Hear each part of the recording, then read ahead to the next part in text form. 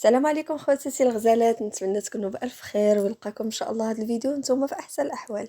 كما كتشوفوا البنات كانوا خاصني بزاف ديال الحاجات من بيم، فغادي نشارك معكم ان شاء الله في هذا الفيديو واحد لاطاغت اللي سهله بزاف واقتصاديه ومزروبه.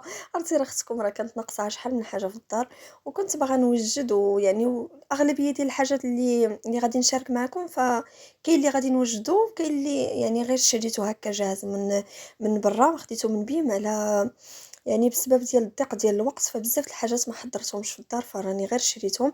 ولكن هاد لاطاغت غادي نشاركها معكم، راها ساهله واقتصاديه وكتوجد في فرم شتاين، تقدروا ديروها في بزاف ديال المناسبات. فكما كتشوفوا البنات انايا تقديت بزاف ديال الحاجات هكا، هاد لي بسكوي، هاد لي بونبون، الشيبس، الشوكولات، هذاك لي ميني بيتزا، العصير، المهم هادشي كامل اللي غادي نحتاجو. فكما كتشوفوا، فاول حاجه البنات خديت واحد 3 ديال البيضات مع 90 غرام ديال الطحين و90 غرام ديال السكر سنيده وقبيصه ديال الملح وساشي ديال الفاني. كما كتشوفوا فخديت ديك 3 ديال البيضات، غادي نضيف عليهم البنات ديك الساشيه ديال الفاني بهذا الشكل هذا، وقبيصه ديال الملح درتها في الاول، وقد العبار ديال الطحين، قد العبار ديال السكر سنيده، يعني 90 غرام 90 غرام. فانا ضفت هكا السكر سنيده، وغادي نبقى نخفق مزيان داك البيض حتى تيولي ليا بحال هكا، حتى تيولي البيض ما كيبقاش صفر، كيولي البنات لونه بيض يعني، وكيولي طالع بحال شي كريمه. ودابا البنات غادي نبدا نضيف هكا هذيك 90 غرام ديال الدقيق بالتدريج. فانا كنفضل انني هكا نغربلها بهاد هادي، يعني بهذا الشكل هذا، باش حيت ملي كتغربل بحال الطحين ما كيبقاش يعني مكور كيتقل على البيض، يعني كيجي ساهل باش انه يدخل ليكم.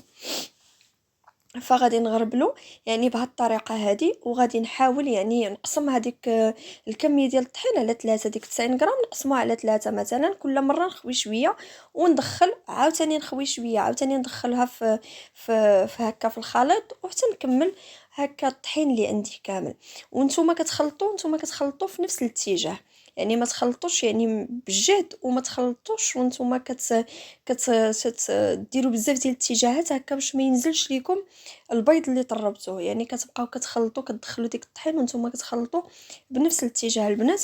كما كتشوفوا تتنحس بديك الطحين دخل ليا في العجين مزيان، وكيولي عندي القوام ديال هاد لاباط هادي بهذا الشكل. خديت هكا اللاطه ديال الفران عندي هكا، والله البنات ما عرفاش القياس ديالها بالضبط، ولكن لاطه ديال الفران ديال الغاز بهذا القياس هذا. ودرت هكا الورق ديال البابي كويسون، وخويت عليه هكا الخليط اللي عندي. وغادي كما كتشوفوا الخليط راه كيجي هكا متجانس، وغادي نحاول انني نمشيه على القياس ديال لاطه اللي عندي كامل بهذه الطريقه. غادي نبقى هكا نمشي بها حتى تاخذ ليا الفورمه ديال لاطه. غادي نخبطها واحد 3 الخبيطات وندخلها للفران. الفران البنات 7 ديال الدقائق، شعلوا عليها وطفيو عليها 7 ديال الدقائق، ما تزيدش اكثر باش ما تقصحش معكم. هنايا البنات غادي شديتها وقطعت هذاك العجين، قطعتها على 3، يعني الشكل اللي بغيتو. انا قطعتها دوائر، سقيتها هكا بالسيرو، يعني السيرو اللي كنديرو غير شويه ديال ساشي الفاني والسكر سنيده وواحد كويس ديال الماء، وكنخليوه يغلى. سقيت به الخليط، ودرت هكا سقيت به سمحوا لي لاباط، ودرت هكا شويه ديال الكريمه، ودرت البنان والكيوي، يعني اي فاكهه عندكم، يعني ماشي مكلفه نهائيا. هاد لاطاغط ماشي مكلفه كاع، فاي حاجه عندكم، اي ديسير عندكم عمرو معها من الداخل، المهم انه كيعطي واحد الكو بنين.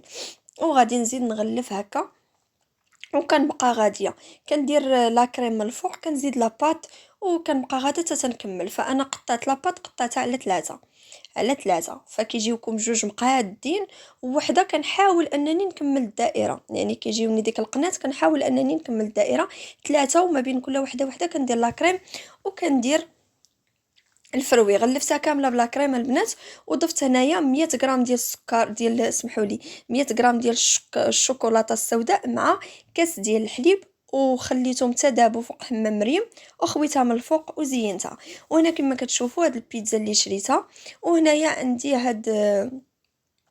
هاد لي كيش هادو اللي عمرتهم بالصدر ديال الدجاج مشحرين مع بصيله، وكنخليه حتى تيتشحر مزيان هو البصله، وكنزيد له هكا الكريمه السائله، وكنضيفهم بهذا الشكل هذا في الوسط ديال لي كيش، وغادي نغطيهم يعني بشويه ديال الموتزاريلا. والبيتزا خلاص راني شريتها جاهزه، درت فقط غير لاصوص طوماط، ودرت الطون وهكا الموتزاريلا، وغادي ندخل كلشي الفران. فكنحاول انني نقتصد الوقت، راه هذا هو المشكل اللي عندي، كنحاول انني نقتصد الوقت. وهادو البنات كنشريهم جاهزين وكنحطهم في هاد القوالب هادو اللي كيتباعوا عند الناس اللي كيبيعوا مستلزمات الحلويات. وهنايا عندي شويه ديال لي بونبون، فهاد لي بونبون بهذا الشكل هذا راني خديتهم من بيم، صراحه زوينين بالكود الكراميل. غادي نحاول انني يعني نحطهم هنايا، يعني غادي نستف هكا باش نبقى الطبيله وصافي، يعني داكشي اللي خاص. فاللي قديت عليه راني درتو، واللي ما قديتش عليه المهم اساسي هو لا طاقت نكون دايراها. فانا شاركتها معكم، هذيك راها سهله سهله بزاف. وغادي نضيف هاد المملحات هادو حتى هما راهم كيتباعوا في بيم، صراحه المذاق ديالهم زوين، ما بيش بالنسبه للثمن ديالهم. وهنايا غادي نحط هادو الزهر هرست وحيده وقيلا ما تقضيه. فغادي نحطهم، فراني ما جهزتهم، ما صايبتهمش، وغادي نشارك معكم ان شاء الله الوصفه ديالهم. هادو راني غير شريتهم، فانا كنصايبهم بواحد الطريقه زوينه وغادي تنال الاعجاب ديالكم، ولكن الوقت ما كاينش، فانا خديتهم يعني حاليا غير شريتهم، وغادي نشاركهم معكم ان شاء الله. أه وحط يعني كنستفهم هكا في الطبسيل، يعني كنحاول انني نملأ الفراغ وصافي. البنات راكم عارفين الوقت ما كاينش، فحطيتهم هكا. وشي حاجه اللي اقتصاديه، يعني ماشي شي حاجه اللي مكلفه بزاف، يعني كنحاولوا اننا نقادوا الامور. وهنايا هاد الشوكولا هذا حتى هو غادي نزين به الطبله، هاد الشوكولا ديال ميلكا راها غنيه عن التعريف، فانا غادي نزين بها هكا طبله. والشي الاخر راني خشيته البنات في الفران. وعندي هنايا تشيبس، فحتى هي نفس الشكل، غادي نحاول انني نوزعها.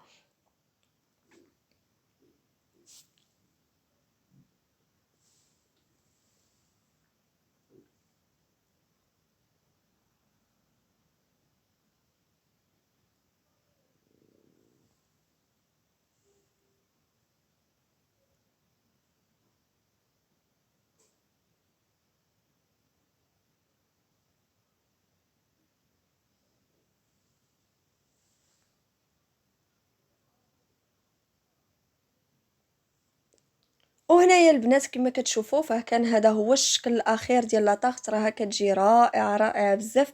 قديت هكا طبله على قد الحال، فكما كتشوفوا كيجي الشكل ديال لاطاغت زوين وبنين، ولا جربتوها راها سهله ماشي مكلفه. ففي الجناب درت فقط الفيرميسيل، زينتها في الفيرميسيل ومن الفوق بشويه ديال لي بيبيت ديال الشوكولا، ودرت عليها هكا كداك الملون هذاك اللي ذهبي من الفوق، رشيته هكا من الفوق. فشي حاجه اللي ماشي مكلفه وبسيطه. وهادو هما اللي كيشو البيتزا من بعد ما خرجتهم من الفران.